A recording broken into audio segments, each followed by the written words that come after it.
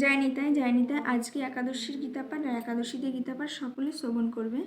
তো বলছে এখানে যে জড় প্রকৃতির কলুষিত গুণগুলি হৃদয়ে বিস্তার লাভ করে।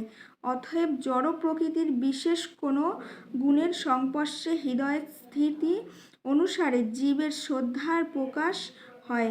এটি বুঝতে হবে যে কারো হৃদয় যদি শতগুণের দ্বারায় প্রভাবিত থাকে তাহলে তার শ্রদ্ধা হবে সাত্ত্বিক।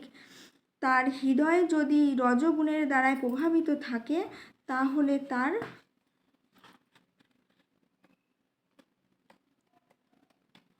শ্রদ্ধা হবে রাজসিক।